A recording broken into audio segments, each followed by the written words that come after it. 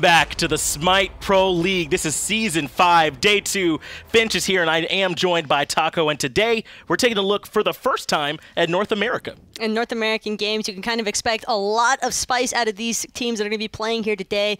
A whole lot of players have been waiting for this moment to really pop off. Yeah, this really is going to be such an important set that we're going to be looking at here today. I want to make sure that we talk a little bit here, you all, about some of what we're going to be doing for you. Yes, this is going to be North America coming later, but we're going to be able to provide some great features for you. Of course, the SPL is brought to you all here on Mixer, so you'll see that we got that heightened level interactivity, the faster than light technology. We're working on making sure we can bring that to you all at the best possible level, so we don't have that for you all right now, but we are working on it to make sure we get to the best thing that we can.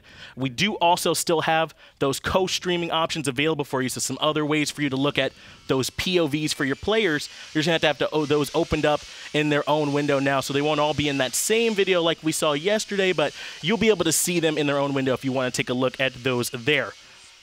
But I'm going to talk to you a little bit about what you can expect here from the SPL, break down that format so that you know exactly what everyone's fighting for, how they're going to be making it there. First things first is going to be 6 weeks, the double round robin. Everyone's playing everybody twice in best of threes as well, so there's not going to be any splits. You either win or you don't right now, and of course that's all going to be leading up to the Masters. That's going to happen at the end of that, so I really like the format that we're working this time, where everybody's playing everybody, and you win or you don't. It's just that plain and simple. You don't have to worry about those points that much. But here's going to be what we're looking at for the whole year. We have so much cool stuff that's planned for you all. We got the Masters. I was just talking about that's at the end here of the spring split, the summer finals, the All-Star event. Then, of course, it's all leading up to the Smite World Championships, where the best of the best are going to be battling it out. I mean, we saw last year, PVM and eUnited break that curse, brought it to North America. Can North America hold on to it again, or will it be going to eUnited that next time? But let's also take a look at what they're fighting for exactly. Take a look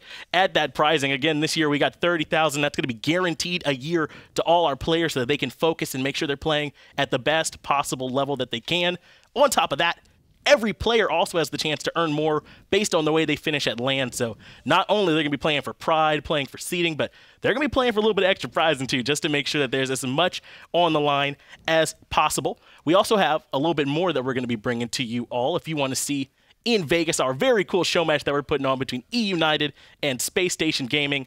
This one is outside of the Pro League, so it's just a show match, but it's a best of one that we want y'all to check out tomorrow, 8:45, for all that cool action that we're going to be looking at. Now, let's go ahead and take a look here as well. That's just the Vegas show that we're going to be doing. That one, again, it's outside of the SPL. But we did just have yesterday the EU SPL. Take a look at how that ended up shaking up. There were a lot of good games. We can see Mouse Sports and Rival sitting up at the top. They did end up taking down Energy and SK Gaming. And again, this time, there's not going to be the splits. Not going to be splitting points. Not going to be 3 or 2 or 1. It's you either won or you did not. That's why we saw the 1-0. The 1-0 and the 0-1s as well. We'll take a look at North America this time. Obviously, we haven't had any games for North America just yet. We're going to be seeing those games later on today. Again, the ones that we're going to be looking at, it's going to be Splice going up against CLG. That's going to be the second set of the day, but the first set that we're going to be looking at is going to be LG versus eUnited. We can actually bring up that schedule so that we can take a look. And of course, all these teams have really been looking forward to this moment. eUnited and Luminosity in particular, these are two pretty ferocious teams. Luminosity in the sense that they're a team of essentially competitive rookies really looking to make their mark. That's right. We saw Spice L and CLG. That's the one that's coming up next. You're going to see Trifecta going to see CLG on Friday. That's another big-time matchup. CLG, one of our newer rosters that you're going to see. eUnited, the world champs, of course, going up against Space Station. So not just the show match, we'll get to see them inside the SPL as well, and then Space Station going against Trifecta on Friday. Can always appreciate that little Amir running through the jungle. I guess he's right. Not so little, though. No, not at all. That's one of those things that you do not want to see, is Amir running at you out of the jungle, Taco. What do you do in that situation? You just got to run, I guess. You just got to run.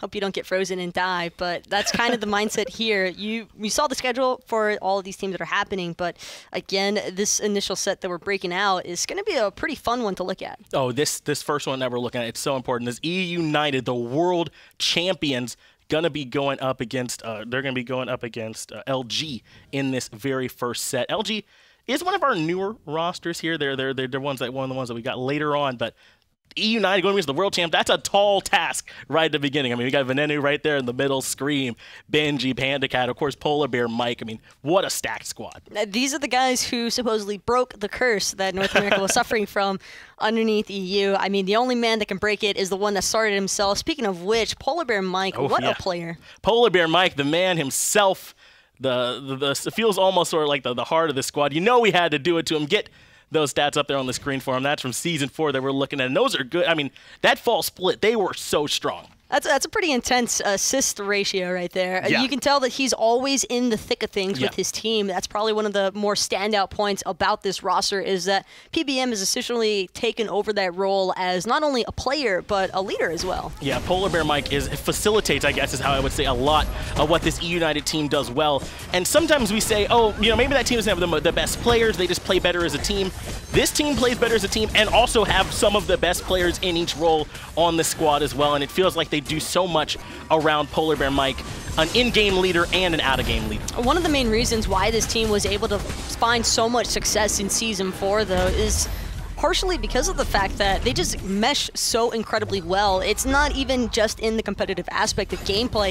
If you watch these guys on and off or in and out of a competition, they are all just getting along with each other so perfectly, and that kind of team synergy is really important to establish in a competitive setting. No, I don't think you can overstate that at all, Taco. They do have some big personalities on there. If you see them hanging out together, you know, I got to see them at LAN, got to see them at Worlds, you know, you can see PBM kind of, you know, going back and forth with Screammmmm or with PandaCat. You know, those guys have fun when they play together, but they also focus and can bring it together to play at, we saw, the highest level, Worlds caliber level. And that's what makes this so much fun, because we know what eUnited is capable of, and they have already proven themselves. But looking across the way over towards Luminosity, these are guys, I mean, Weekend, of course, that's a familiar face. No one's going to ever be able to forget about him. But he isn't the only long-standing member of the competitive scene. He's followed up there by Venenu and Kiki. Yeah. But there's a couple of faces that people might not be as familiar with, NotGeno and keegsmate. Oh, yeah, those names, maybe you're not as familiar with them if you don't just follow the SPL, but I mean, for Keegs, I mean, that's someone that we all know. I mean, was on Myth. I mean, world champ, that guy. He's clearly a high-level player. So this LG squad is stacked, but I mean, you kind of got to feel like it's all built around Weekend. It's also important to note, though, that for today's matches, Venenu actually isn't going to be available. He's still on a trip in Iceland, so he's kind of relying on his boys back home to bring it home for them on their debut set. That's got to be rough watching. They're going to have Oceans filling in that ADC role instead. That's a double whammy. Going up against the world champs, and you don't have the main person that you built with that roster, so they are going to be going with Oceans, but again, it feels like this is that team that plays around Weekend. I mean, I know the meme is like Weekend initiates or whatever you want to say about him, but the fact of the matter is, I mean, that he's been on some great rosters. That AFK roster was for like a split or two the best roster in the world. This Weekend sets up for his team. He decides where he wants his team to play, where they want their lead to be, and he makes it happen. And that's kind of a similar bearing to actually what happened in Season 4, I would say, for Weekend in his roster. It seemed like it was a promising start, but then they ended up coming just a little bit short. Although I wouldn't question the team synergy. We know that there's so much history with eUnited and its roster, but I think with Luminosity, this is a pretty formidable opponent still for eUnited. This really is going to be a tough matchup for them. We are ready to go in and take a look at those picks and bans. eUnited going up against LG. And you mentioned it there about that synergy. They do have some. I mean, yes, it is Ocean subbing in, but that might not be so bad. I mean, Weekend and Oceans have played together. They know what it's like to be on a team together. The only unfamiliar member, I would say, to the Luminosity roster would probably be the rookie support, NotGeno. This is his first real experience in competitive play, and a really important season to start getting involved as well. This meta is also a pretty interesting one because it's actually quite suitable if you look at Weekend's historical performances where he has done incredibly well. It's typically in these assassin-esque metas. Yeah, and this is the meta exactly right, where the jungle is more important than ever. Not just that Weekend needs to come into the lane and mechanically outplay you, but as I said, Weekend decides where the pressure is on the map. Just coming over and it being a 3v2 now instead of a 2v2 can be so important. Already, though, we're seeing some bans that aren't too surprising here. Bois can be very strong in the mid lane. eUnited banned that away, along with the Nemesis in the jungle. So they don't want that for themselves. They're taking it out of the pool. You know what is fun to say, though, is that keegsmate and Weekend are both Xbox World Champions. That is true. That is a true thing. about the World Weekend. Of course, I think one of it was it World 1? What was it for World's Xbox? one. Yeah, the It was very, the very first one. And then Keeks just won just now. So, see if they can translate that over here to some PC success. I mean, they're both very familiar with it. We'll see how it works for them. Thoth and Uller were the bands for LG. Again, no big surprises there with those. But Cerberus being very highly valued here in the SPL. First pick overall for eUnited. No real surprise here. PolarBearMike has raved about Cerberus. He absolutely loves this god and the damage that he can provide during team fights. But another important note is that this might not necessarily be for PBM, although I would lean towards it as the Guardian role pick simply because of the fact that Benji tends to perform a little bit better on warriors. He's so aggressive, and what better way to be aggressive than with a warrior? We've been talking about eUnited and LG this whole time, and we haven't even really talked that much about Benji. I mean, he's one of those players in the conversation for just best in the world full stop. I mean, between him and Deathwalker, it's hard to know who's better, and that could be something that we'll see from him. Does he go with like a Colin pick? What does he want to try and prioritize here as we see the Hou-Yi and Agni get locked in? It's been quite some time as well since any competitive play has happened, period, outside of scrims. So for eUnited, this is really all about showing whether or not they're still carrying over that momentum from Worlds. It can be hard to keep that going, although they have a really strong draft at the start. Agni and Hou-Yi, they're going to be able to establish some great laning pressure from the get-go. Agni, especially with that Path of Flames, just does so much damage to the creeps during that level 1-2 period in mid. It also just makes him so safe, too. It's hard to control him. But Taco, I think you mentioned something that's really important. When you play against the world champions, you can kind of play up a little bit, I think. It's certainly possible. This match has extra significance for LG because they're against the best team in the world, when for eUnited, it's just another match for him. Is there anything to that? That's the best part about this for Luminosity, though, is that they're already the underdog in this situation. Looking at it from the public eye, you wouldn't imagine in a million years that Luminosity would stand any bearing of a chance against a team like eUnited, but you've always got to bank on the players and their own mechanical skill. Luminosity, their roster, or their draft so far, the Sol and Athena, not necessarily the highest of execution, but timing is critical with these two gods. You don't want to be off the mark with your Stellar Burst or your Supernovas off of those taunts. You can't really afford to put yourself out of position either, because you're looking at probably prior or the main source of initiation off of this Athena. I think that they're very much going to be relying on this Athena. Terra also going to be the selection for them, so they've got a rather tanky squad they've already put together, then with Sol sort of to hold it together for them with plenty of damage. We've seen Sol go into the mid lane a lot too, so likely we'll see it. It does have some flex potential. Sol can play a Hunter just fine. And then over here for eUnited, they lock in Camazotz, high damage, safe jungle. There is so much dive potential already for Luminosity's draft between the Ravana and the Athena. This might be looking to shape up as a Athena jungle, actually. It wouldn't be the first time that we've seen Weekend running that, although her clear can be kind of questionable at the start. If you're getting the assistance of your teammates, you should be just fine. And it's also appearing as though that's going to be a Sol ADC too. That is what it's looking like. Look at all the lockdown, this Luminosity roster, and then you pair it with a big burst ultimate like the Kraken. I mean, maybe it's the Athena taunt, maybe Terra gets a stun, maybe Robin just lands on you and then Poseidon's able to follow it up or gets the root. This is kind of scary. If this Poseidon ultimate can work off, if Keegs, because I assume it'll be Keegs playing it, can be on point with these ults, it's going to be tough. A lot of this, I think, is going to break down to not necessarily the frontline issues that Luminosity, because Luminosity has plenty of frontline. It's whether or not their damage is going to be able to have the proper follow-up at the right time. Yeah, they're going to be very reliant, it looks like, on magical damage in particular, but it sounds like the casters are ready. So Taco, I got to ask you, eUnited World Champs against this LG draft, who you got here? I like both of these drafts way too much to say anything just yet. All right, I like it. Playing a little bit safe. Let's go ahead and get over there to the casters to see what happens. Thanks a lot, guys. eUnited versus Luminosity is how we're going to start things off this afternoon. Tom Battinger here with Anatoly Alexeyenak one more time. And North America, yesterday, thanks for joining us for our inaugural day. But here at number 2, we're going to say hi to the world champions and see how they can do against Weak Daddy.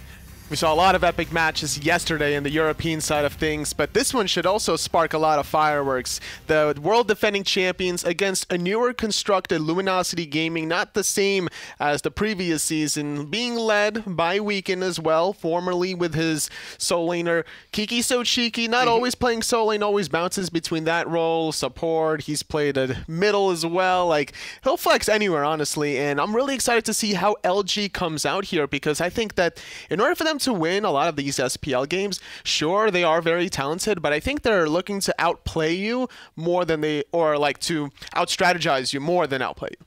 Well, when you look at the LG roster, there's certainly a lot of questions, but the question I want to know from you guys is who's going to win? Is your money on PolarBearMike and the defending world champions, or is it going to be Luminosity Gaming with Weekend and everybody else? Here's one thing though, I think they mentioned it on the desk. Clout, otherwise known as Venenu, not going to be here today. We're going to see Oceans in that hunter role, which is why I think A, we see the soul, but B, Venu's very good, but Oceans is a fantastic player. I'm not too concerned about the sub. You brought it up earlier. He's playing his soul. It's a god that he kind of made himself known for. He's always been able to quietly farm and make the crucial timing rotations of when there's a team fight happening around the middle or the solo lane. So I'm not really expecting too much flash out of him in the early game, especially against PBM and PandaCat that has a relatively aggressive composition here. Cerberus provides so much damage with a ghastly breath, reducing some of your magical protections, and not only that, consistently slowing you down.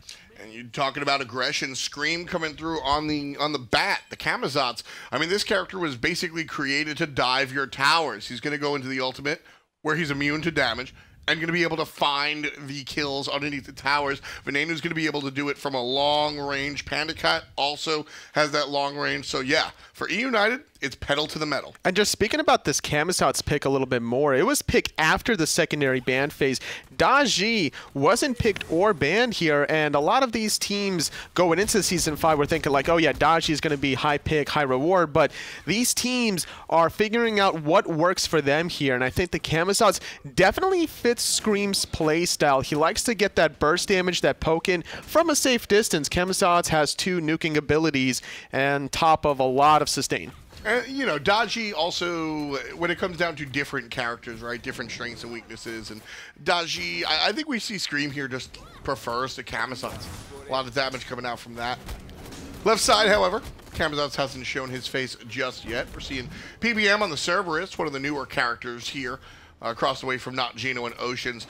I've seen a lot of Cerberus in the solo lane because of that high damage that he brings, but don't forget Ares is also been used as is also looked at as a support. So high damage supports are very interesting, and that's what we're seeing here at a PBM. I'm also really excited to see the difference between this Guardian and solo switch up in Luminosity side of things. Athena is more respected in the solo lane, so to see a Terra here is a little surprising. Both of them having, you know, the global ultimates, Terra's Blessing providing you the clear casting, providing you extra movement speed, and that's a big deal, not to mention the cooldowns.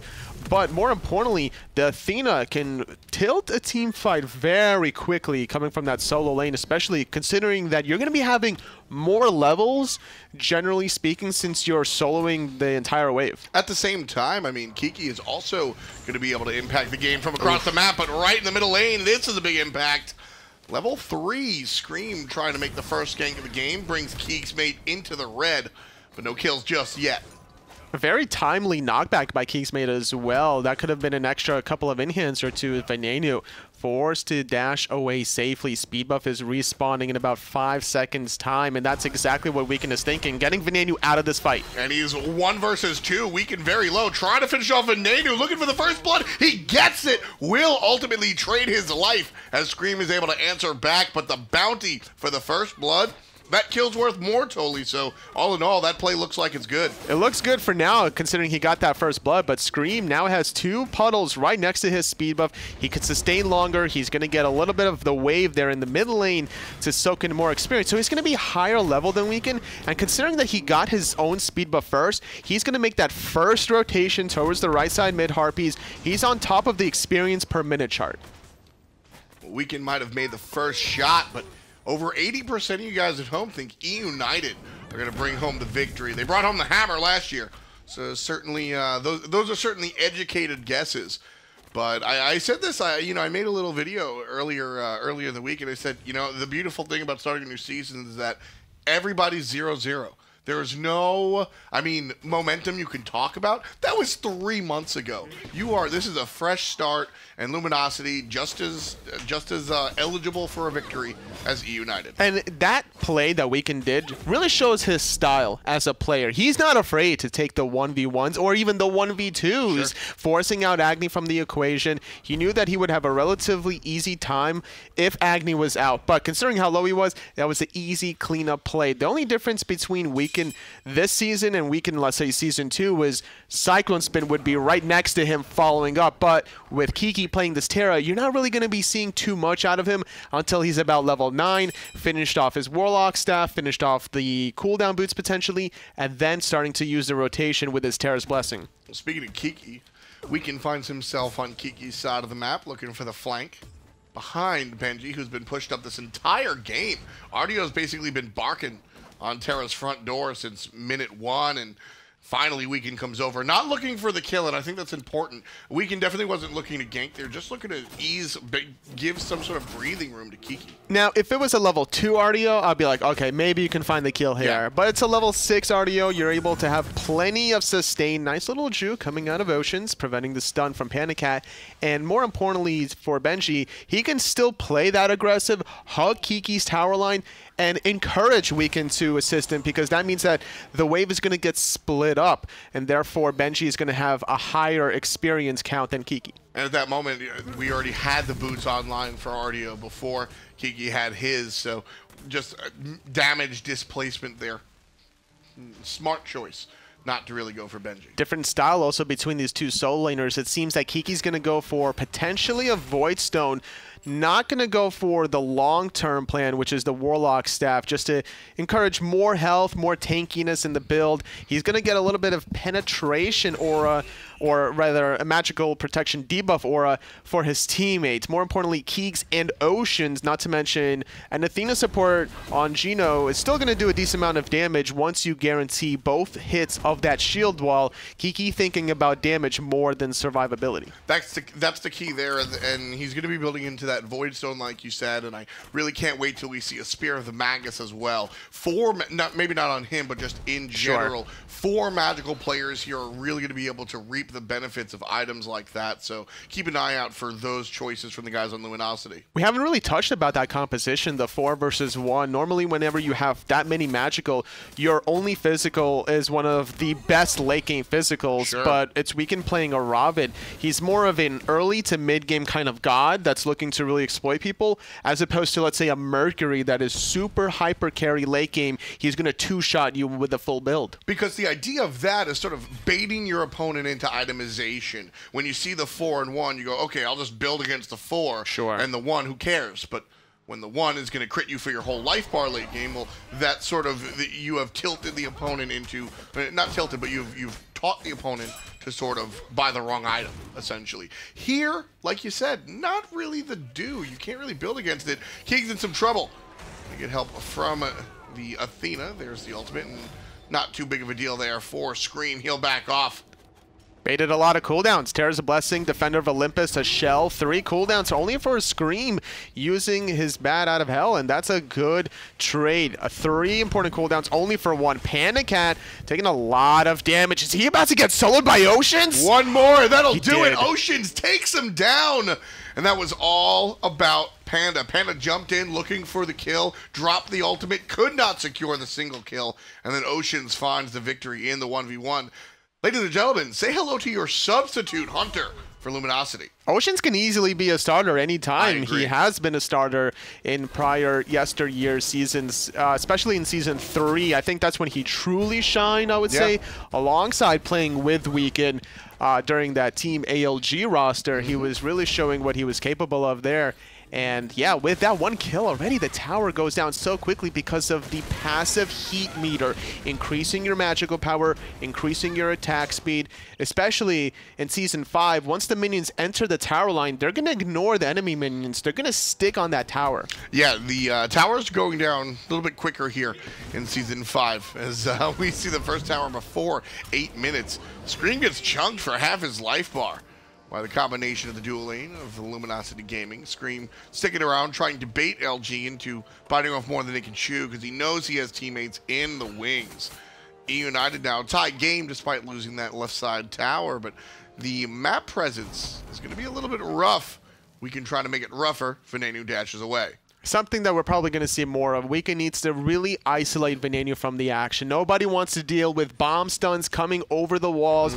It's going to be Weekend's job to kind of zone him out of the equation, whereas Kiki and Geno are probably going to be sitting back as the Guardians that they should be and peeling for the backline whenever Scream does make that primary engagement.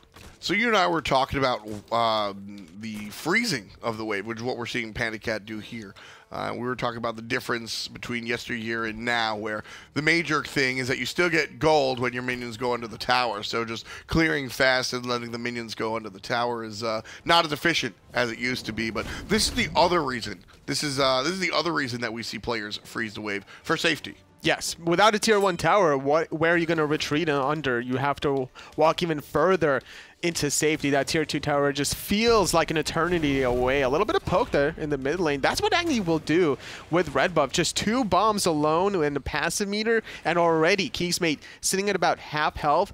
That could be an easy signal for Scream to follow up after. Yeah, Venenu was playing the Agni last year before the Agni was even, right now Agni's very strong. He was playing this character last year before it was so prominent. Probably taking a page out of Chaos's book, honestly. Sure. He was a huge fan of this god, really likes the ability to dash in aggressively every now and then, and that's the beauty about this god, is that you have flexibility with your options. As long as you're very comfortable using those noxious fumes, understanding that you can use it for literally all your abilities, especially once your 2 is midair. Yeah, that's the key there is being able to just have so much flexibility with the way that you're going to go ahead and provide the combination of abilities. That's really what I like about Agni. A lot of pressure on the left-hand side, but Scream can't deal with it. Instead, he's going to be up here trying to dance with Weekend, who comes out of it a lot healthier. Not Venenu. keegsmate gets taken down by the ultimate out of the mid lane mage, assisted by the support and jungle. Not sure what really happened there against Venenu, because there was a lot of action in that right side of the jungle, but getting caught without his dash, even having to use beads there was not enough. The burst damage between the Kraken. Hold that thought, though, because PBM has to run. Yeah, the suns get dropped, but it's not enough to deter Luminosity. PBM goes down. Hou-Yi jumps over the wall. PandaCat's going to be safe underneath his tower. But that gold tier looks pretty tasty. Members of LG are low, so that's not going to be the attempt, but... Without Kraken, it's a little too risky to go for that gold Fury. I'll agree. I like what PBM tried to do there, using his ultimate as a last-ditch effort. He knew he was going to die there. He wanted to find some trade kills. However, during the ultimate, he took a spill. If he survived for just maybe half a second longer, pulling those two members under the tier 2 tower, though, that could have easily been a 2-for-1, and eUnited could have responded and get some momentum behind themselves in this game. The way they won SWC, I would say they weren't truly challenged. Okay. They won, what was it, 3-1, I want to say? Rather convincingly, I think, at the last game. Okay. And they aren't really accustomed to playing from behind, or at least I haven't seen them play recently from behind. So I'm really curious to see if LG can run away with this if they keep getting kills the way they have been. So far, it's only 4-1, but eUnited is known for grouping up and exploiting any sort of positional disadvantage. I was actually going to bring that up, was that despite the fact that we have a very close game, I mean, 500 gold separate the two teams, essentially, or excuse me, about 500 gold separate the two teams, essentially, but it seems like the momentum, this is all LG. It's normally eUnited making the plays happen, but it's, like you said, it's Luminosity, and I think it's mostly to do with Weekend being able to kind of lead where the strategy is coming from. And Geno is not somebody that's been known to kind of make these plays happen, but he's definitely been around the block and been playing with a lot of players that have that kind of shot calling experience. At the same time, Geno is very new to the competitive world. He's played a handful of games, but just not the veteran experience level that some of the other guys have. I mean, even keegsmate, newer player to the SPL, has a little bit of time in the console world underneath his belt, so a little bit of experience there. Luminosity going for the Gold Fury, 25% already. keegsmate is going to be the one to confirm. There's the Kraken. Nice and easy. Not too much of a contest, and Luminosity runs away with the lead. Ocean's trying to get away. Disapparate not coming online fast enough to prevent those bomb stunts. So at least eUnited find a kill.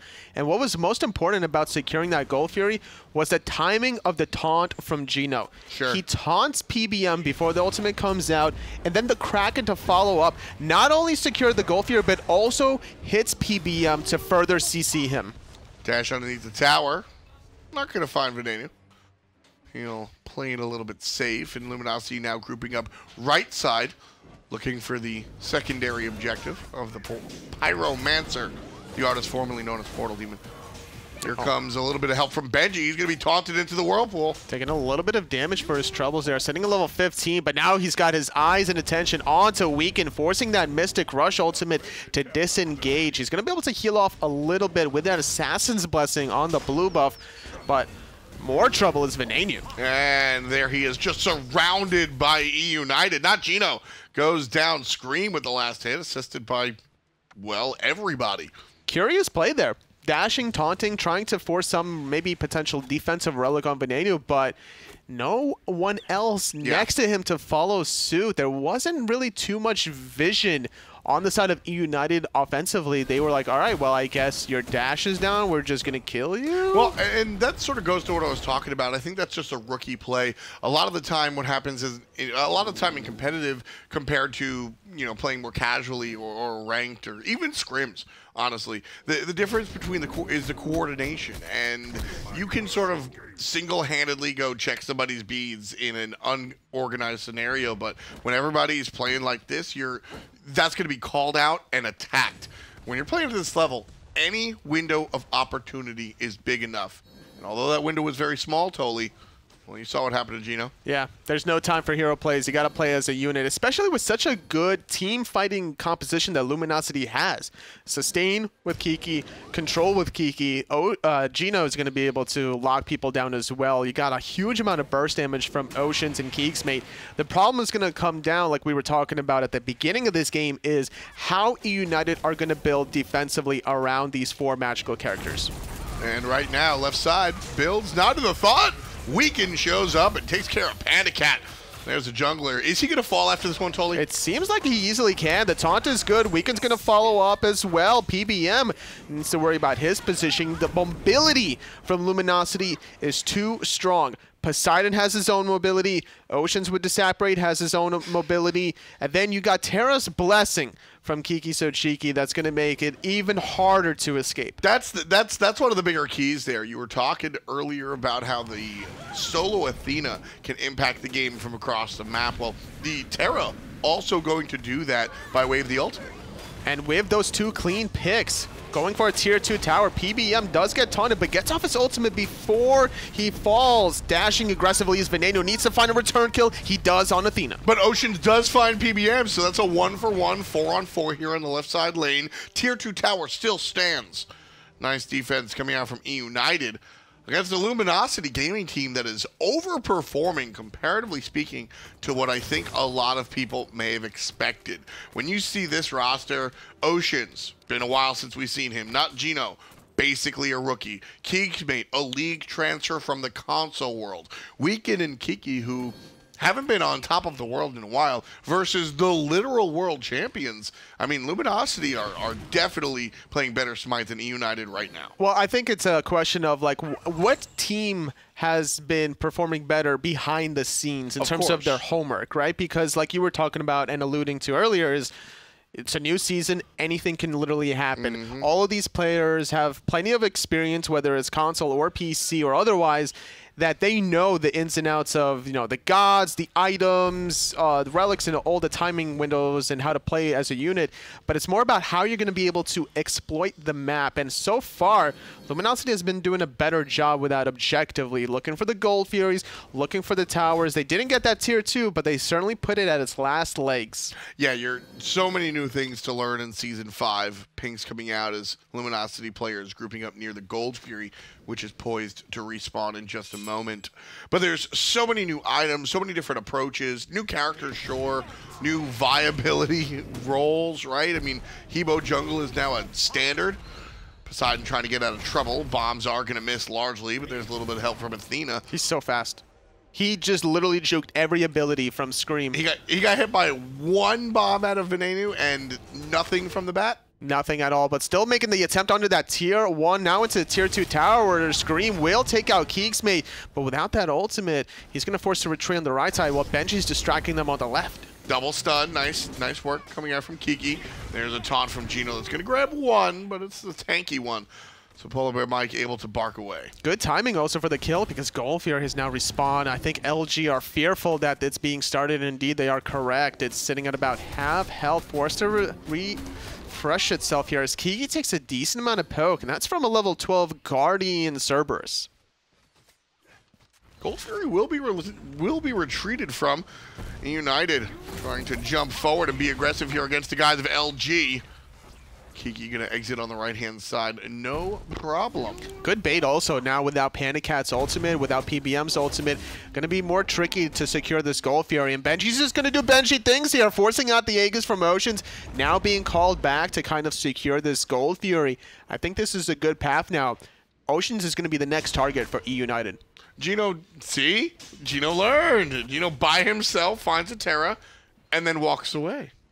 These are how you improve. Just not gonna try to go for anything too risky. Nice little stun onto Venenu, eating about 1 or 2 ticks from the Whirlpool. I'm curious to see the direction that keegsmate is gonna go with this build. I think Poseidon is one of these gods that you can't say that there's an incorrect build with Poseidon. You could go for a Gem of Isolation if you really wanted to. Sure. If you want to go for a utility style, you can go for pure damage. He's going for Spear of Magus, cooldown boots, and the Warlock staff that gives him so much health. He's trying to be that jack of all trades right now. Yeah, well, right now he's just trying to survive a little bit. He knows he's going to be dove on by Screammmmm. He knows he's going to get hit by the long-range damage. So that Warlock staff going to give him a little breathing room by way of HP.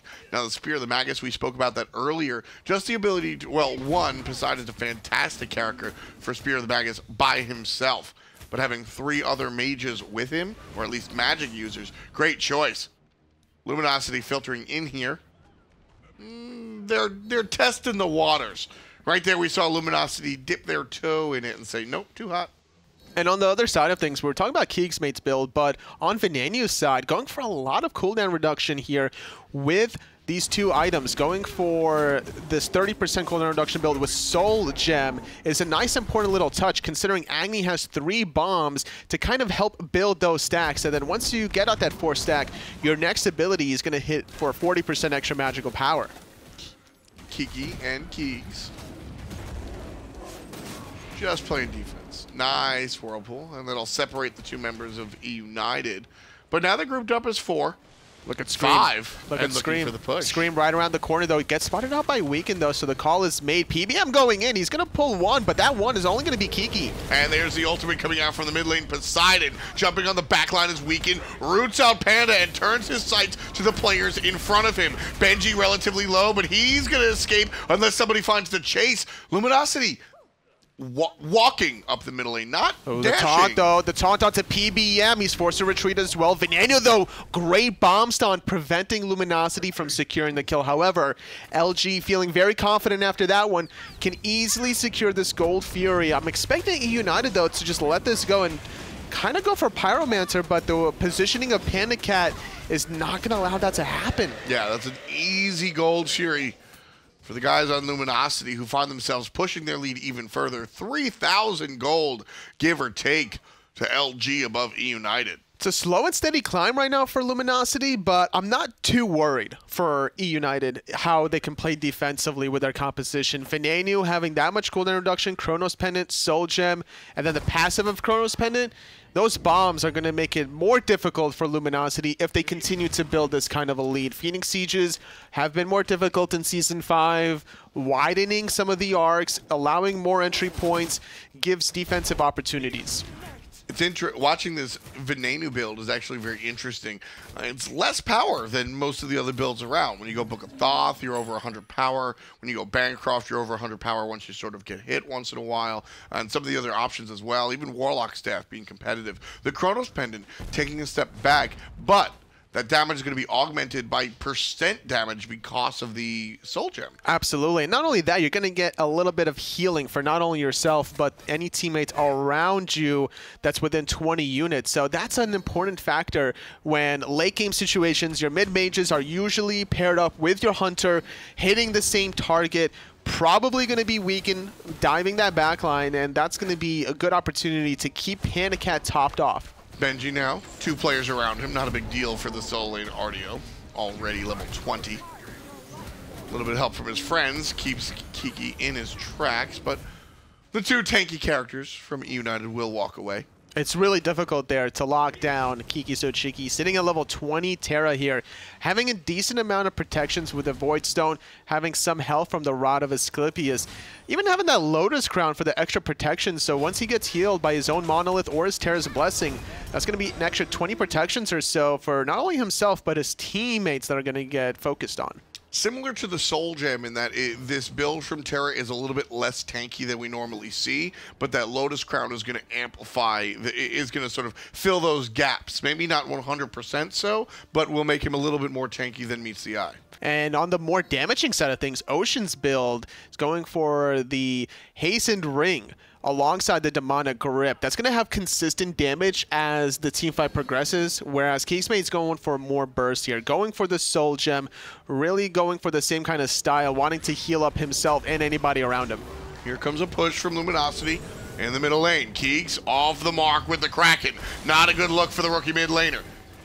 Tower 1, excuse me, still stands. Watch out for Benji on the flank. He could be a big deal, but also keep an eye on Weaken flanking the enemy team. Luminosity 4 men strong without their jungler, getting aggressed on by 2 tanky characters. There's Ocean's relatively low. Venenu letting the bombs drop. Weaken has not been in this fight. He couldn't do anything. There was just no opportunity. LG were thinking about pushing under that tier 1 tower. They forced the beads onto Venenu with that beautiful dash taunt from Geno, which actually forced keegsmate to kind of miss his Kraken after the dash from Venenu, and then Weaken was just too far forward. He couldn't follow up. Well, Luminosity hit the gas before. Now it's eUnited engaging on the enemy. Venenu picks up 1 after a wonderful stop by PolarBearMike. Keep going, says the team. 1 more is gonna fall. Venenu picks up the old-fashioned double-oon. Here comes the jump back as Luminosity trying to fight into it, but they cannot. PolarBearMike zoned. There's the blink. Weaken going in. He's going in, forcing out the Aegis as well, but he's forced to disengage now. Soldier, I'm going to top off Venenu ever so slightly. But look at Benji. The double stun is good. A double jump as well. Oceans falls with Weaken. Scream with a double kill. The defensive Kraken from keegsmate. It's not enough. It's a deicide, and eUnited are back in this game. Team wipe. Now they've got all the time in the world.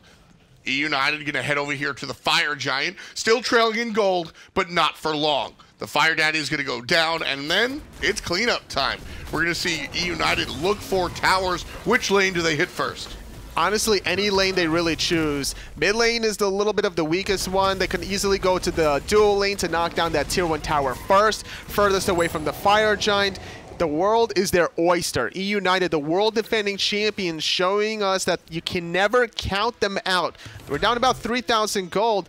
That was around the 20-minute mark. That gold is almost negligible, especially now when you're getting more gold as the game progresses. Still still a scenario where we see a lot of players with their early opening items.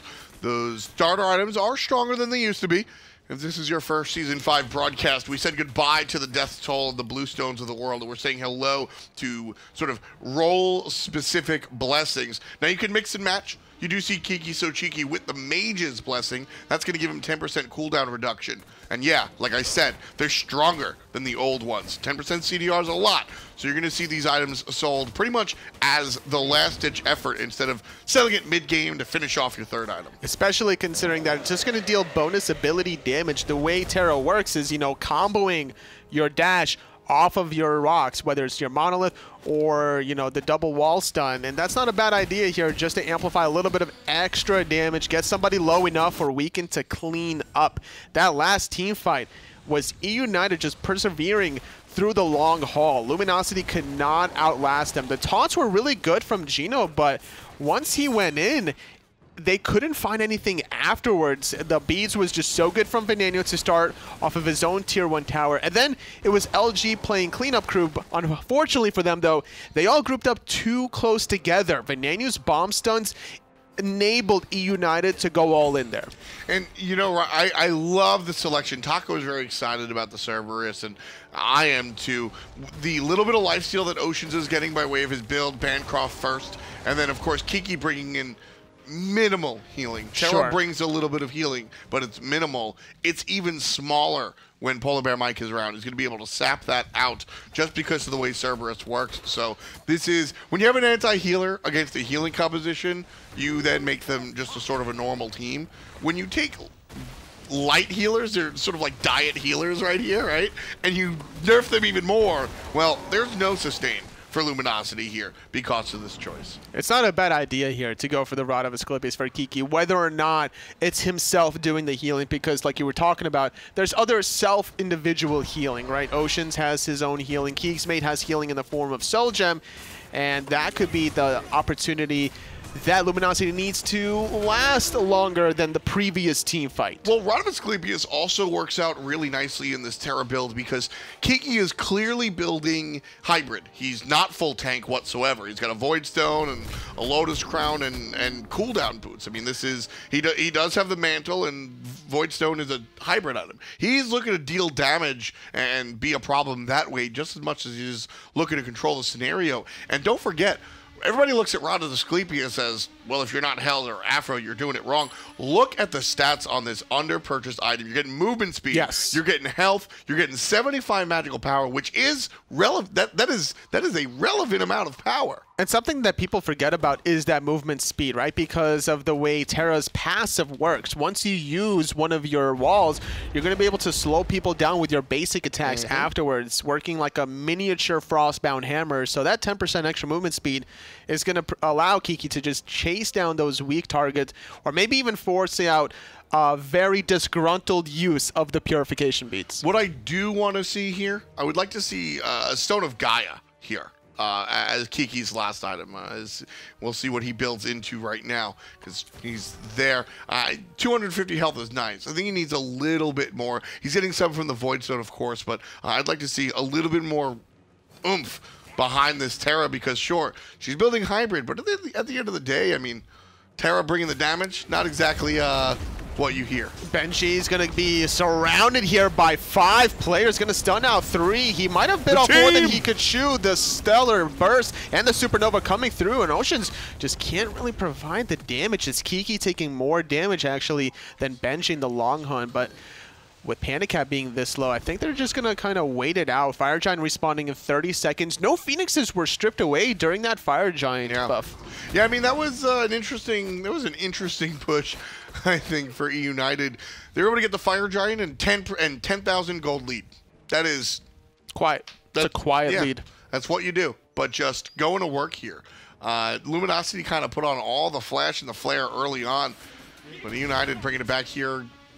Very, what's the word, Toli? Standard, just kind of doing what you... Methodical. Methodical, that's the perfect word. Just like very tried and true and very careful gameplay here from the defending world champs. That's what you're really expecting out of, honestly, any SPL team, let alone the world defending championship team. They're just able to know what it takes to lock down this game. They've been practicing so much in preparation here for Season 5 that they know that they can't just barrel down through one of these lanes and go for a Phoenix uncontested without expecting some sort of retaliation. Their damage from Luminosity still needs to be respected, especially with the setup. Geno's taunt into the damage to follow up from keegsmate and Oceans. However, United, they're definitely not forcing any Phoenixes, but they might force this Fire Giant. It's, looks like it's the current issue, but they're going to retreat from it. Look for the fight instead. Right side, keep it on. Kiki, already 25% HP. There's the Suns drop down by PandaCat, forcing Luminosity to walk away. We make a lot of jokes, Toli. That's a beautiful zoning ult. I mean, honestly, that's the second time I saw this game that was just not a correctly placed or timed ultimate from PandaCat yet again. I think it forced them out. I think did. Luminosity aggresses without the Suns. But the problem was eUnited weren't committed to the Fire Giant. Sure, if you use that ultimate to secure the Fire Giant to zone them out, then sure, then that's a perfect ultimate. But now, Luminosity can easily just go back in now that the ultimate's on cooldown. But eUnited can also just do this dance until they come back. I think if that ultimate doesn't get dropped down, Luminosity takes the fight and wins it. And see, right now, well, now they're subscribing to your thought where there's no Suns. Let's just fight. They're trying to go for poke. They're forcing Benji out on the right side. Geno dashes in on the left. They're looking to isolate literally anybody, but great retreat from eUnited.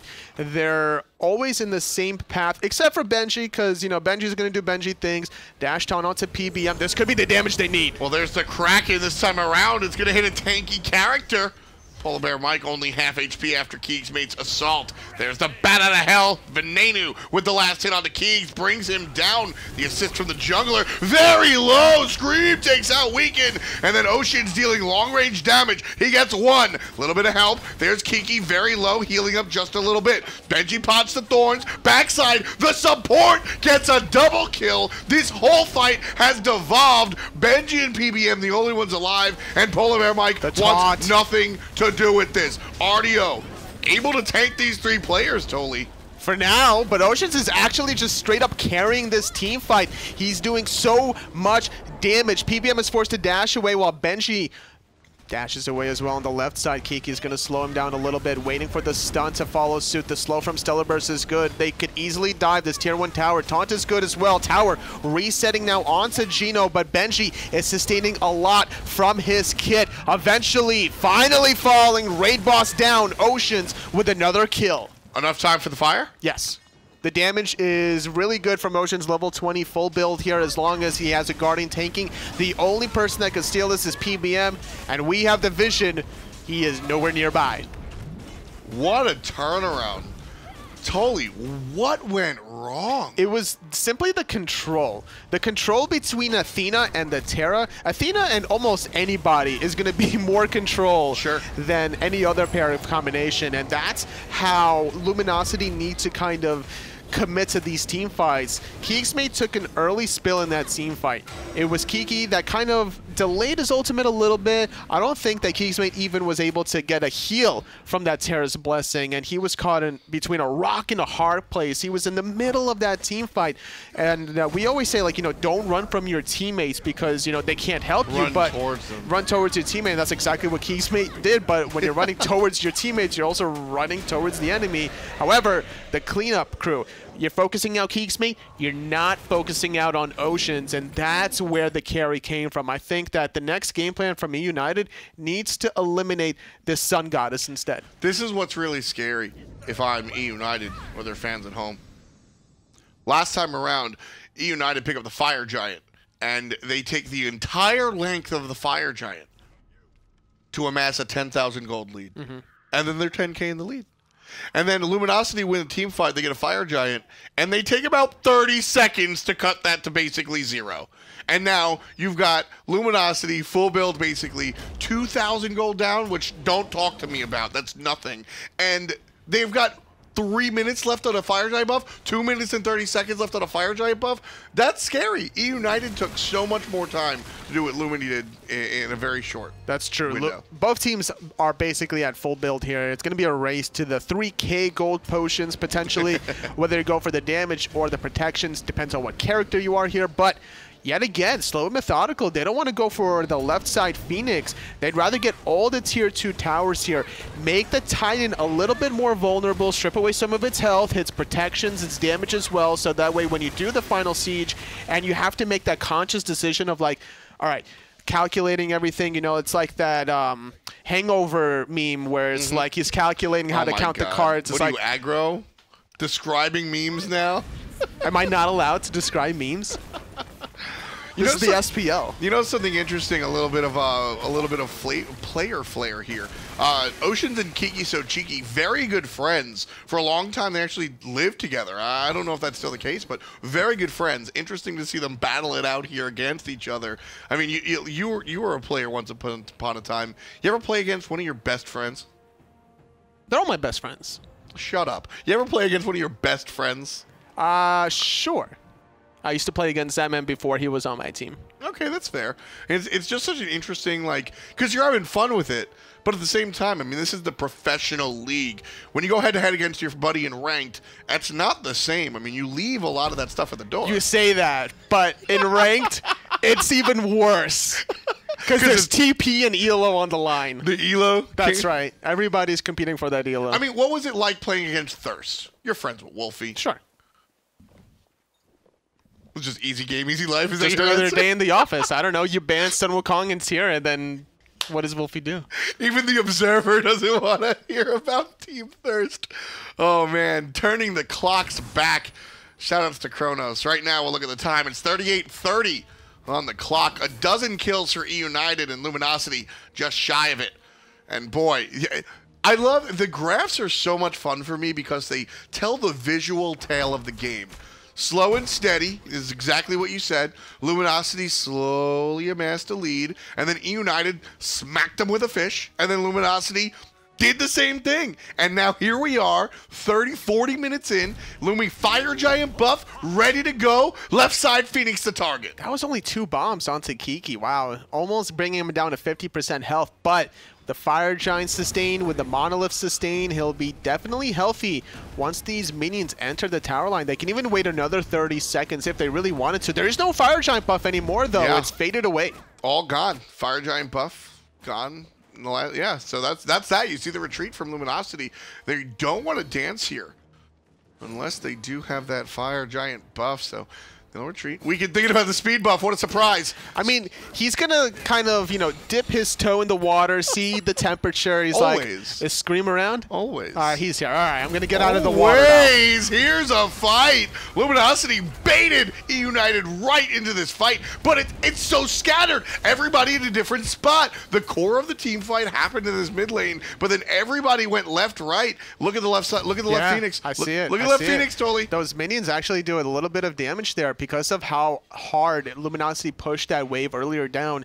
It was just more advantageous for the AI to start kind of stacking and grouping up on the chaos side of things. And once they got under the tower, that was probably like 6 archers, I would say, hitting the Phoenix, and probably not too many melee minions, however. Regroup again by the Pyromancer. I like that. That was perfect. Geno using the taunt just in between the in-hands to get that extra basic attack to kill that sentry ward, and then PandaCat had to ruin it. You know, it's actually kind of funny because you would say, why use a taunt? The shield wall will do the same thing, but taunt's a lot faster. That's true. Your shield wall, you don't get that in-hand off in time. Takes up even that, what is it, like maybe a quarter second, half a second between dropping the shield wall versus using the taunt. That's the mechanics that we're always kind of praising here in the SPL. Yeah, I mean, that's it always rubs. It's always funny watching when you or I or anybody says, you know, X player is bad, and then you see the chat say, "What, are you kidding me? They're like a professional player." Everybody here is the best of the best of the best, and you're talking about splitting 0.4, 0.3 of a second to separate you from the rest of the crew. I mean, that's really what we're looking at here. Luminosity separated themselves from eUnited by about 6,000 gold.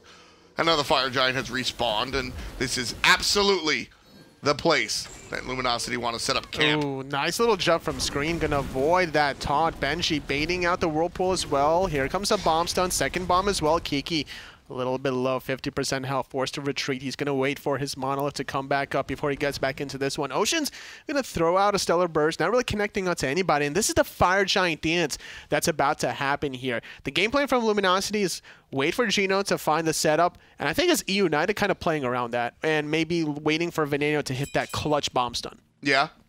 eUnited. Yeah, that's the beauty of Agni, is that a lot of times initiation means going all in, and Agni can initiate a fight from a distance. Yes. And that's really, really wonderful. Through a wall as well. Like, it's very important to get regular wards over walls here. Like, LG need to have a ward in those back carpet camps because Venenu can easily be hiding there and wait for that timing. Well, instead, Luminosity gonna peel off the Fire Giant, look for the fight. Nice dash coming out from Geno to safety. There's a blink from Weekend on the right side, doesn't find his target, shifts over to Benji, who dashes away, gets it crippled out.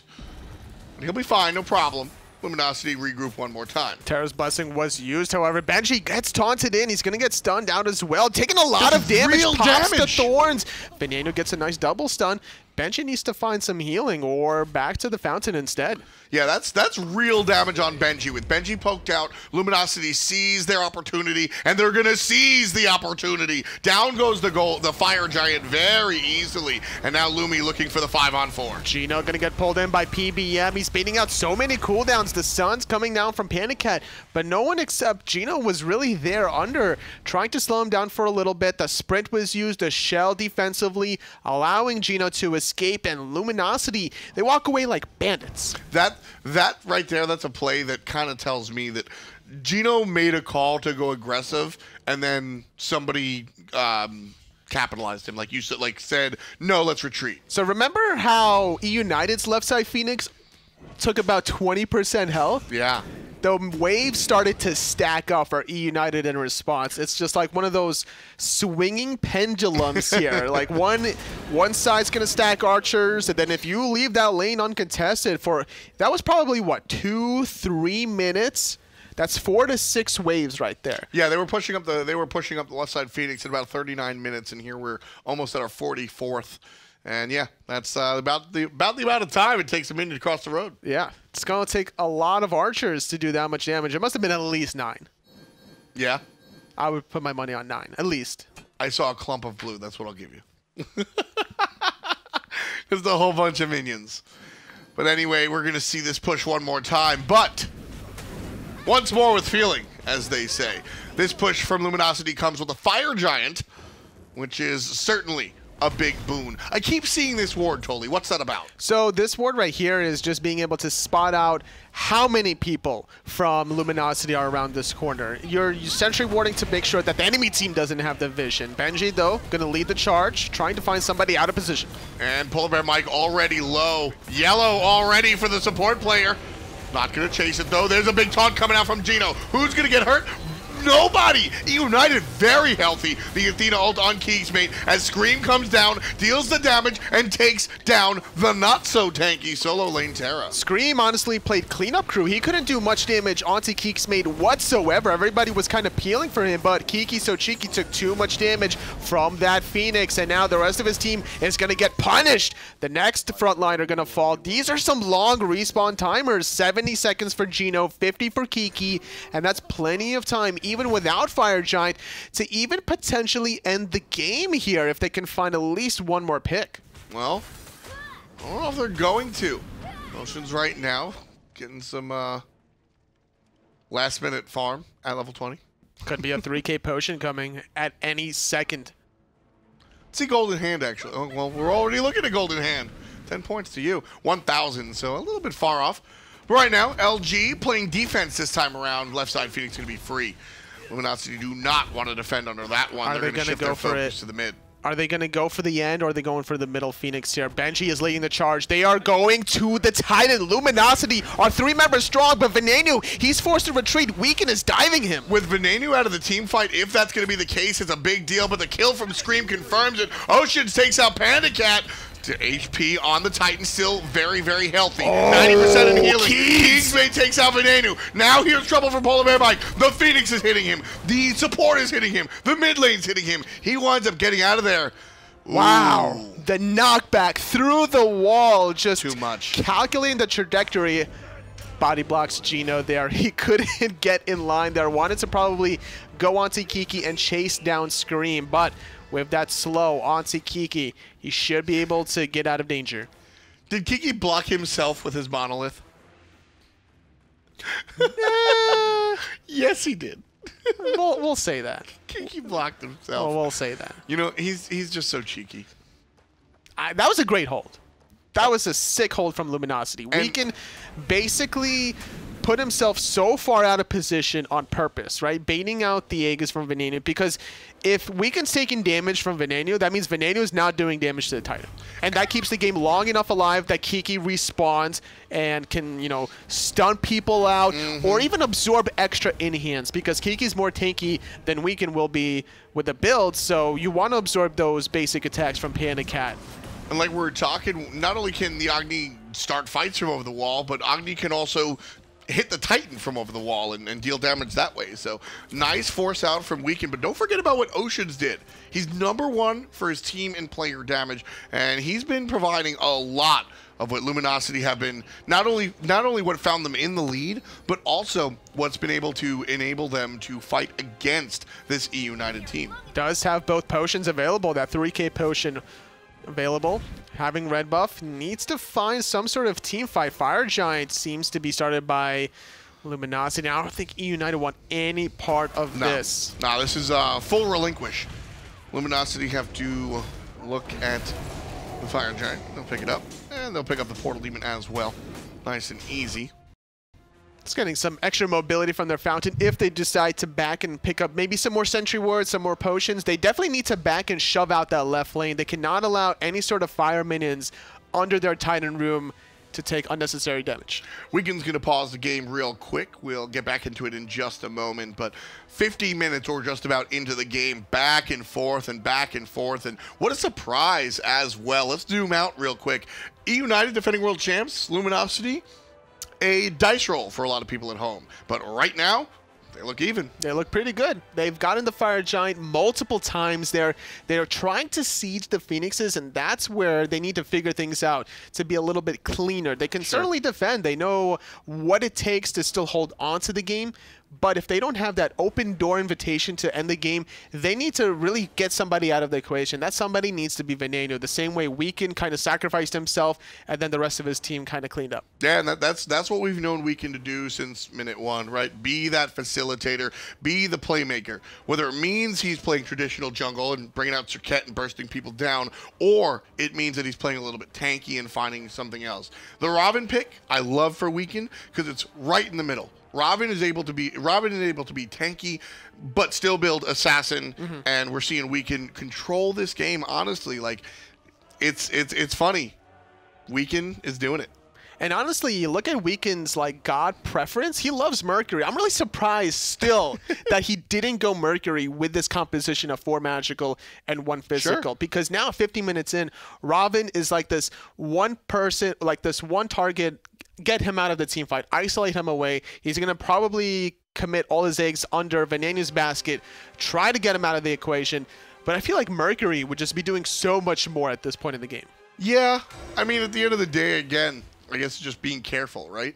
Weekend on the Ravana, a little bit more easy to sustain yourself. Especially when you have Kiki playing Terra and Geno playing the Athena. Like, you already have good enough peel, like great double peel, right? Between the taunts, the slows, the stuns, and then you're having more utility from Kiki between the Void Stone, Lotus Crown, Rod of Asclepius, Pythagoras piece. Like, this just screams utility from your soul laner. Exactly, and you know what it is? That Kiki is not, I mean, he's playing Terra. You don't have to have the player damage up right there to see that Terra's not going to be #1 on the player damage chart. So this is a 4 magical composition, and this, I find a lot of fans at home and a lot of players really harp on the balance between magic and physical.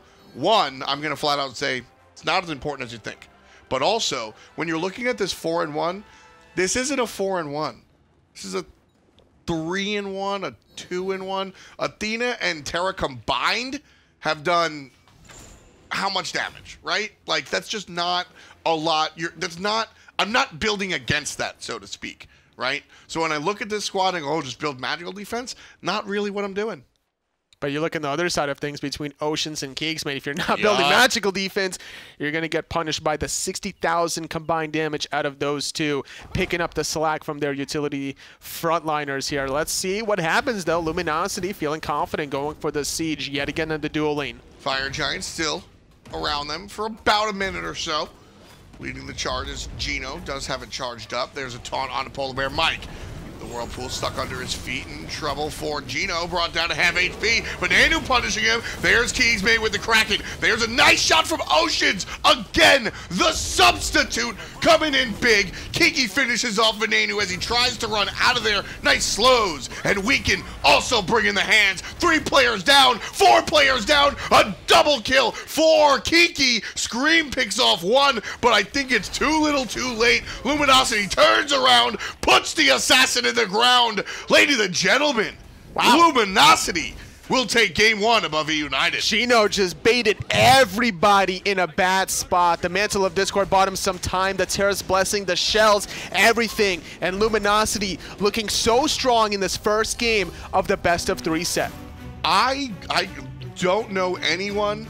You know what it is? Weekend has a lot of fans out there, so I won't say anyone, but I think there's a lot of people out there that are surprised at this win. eUnited came in and did not look like the team that they looked at like at Worlds. No, not at all. Not until, you know, they did find the D aside around the late 20-minute mark. There and were then got moments. the fire giant. Yeah, there were definitely moments of brilliance there. But going for that Titan end, I think, is where it kind of got flipped under them. I think they could have potentially cleaned up the middle Phoenix and play a little bit safe. But, you know, sometimes you got to risk it for the biscuit. Didn't pan out this time. LG's the team that winds up on top. Who's the MVP? We'll ask you guys in the chat. Let us know which direction you're leaning on. But we'll break this down. It's Finch at the desk.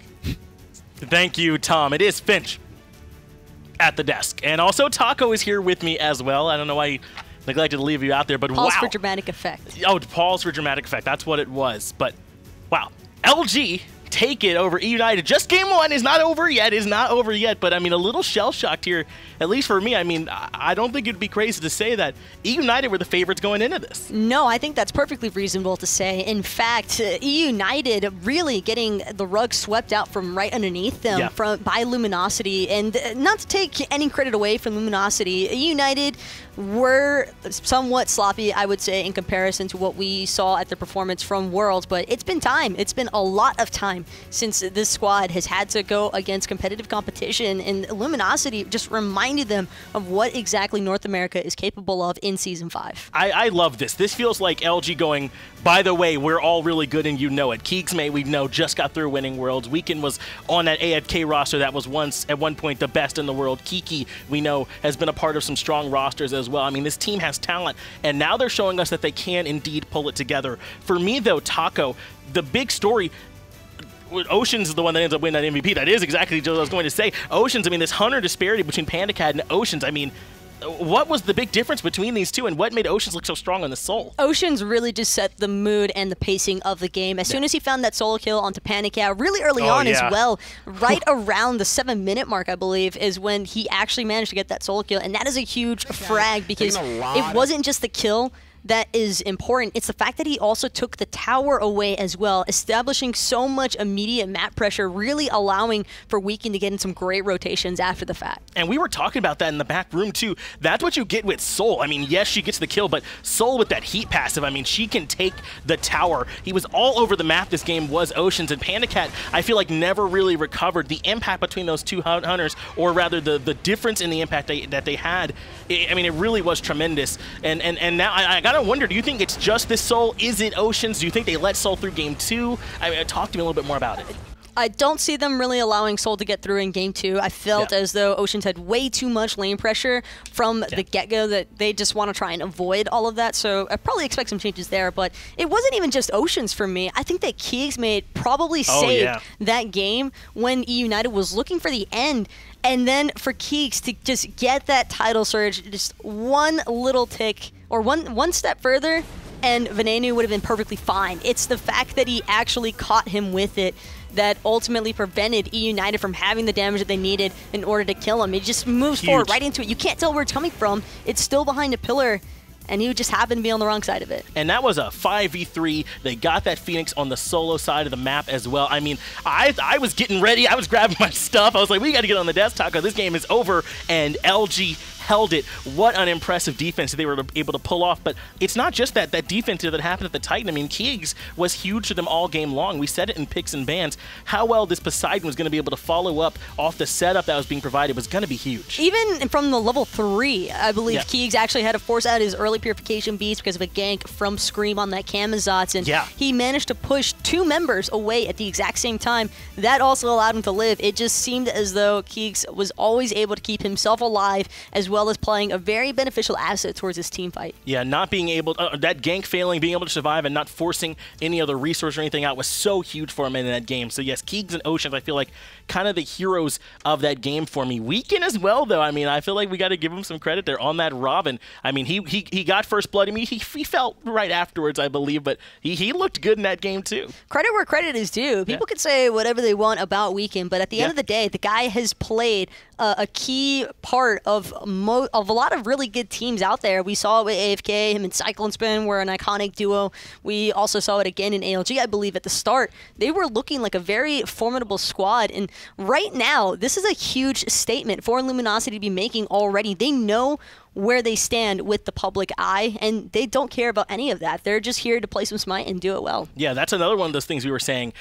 Weekend has been on too many good teams at this point for it really to be an accident at this point, right? Like he's certainly got to be a part of it, and whether maybe you think his gameplay is not at that level, maybe it is just all behind the scenes, but at this point, it's kind of hard to question that man. He's looking excellent.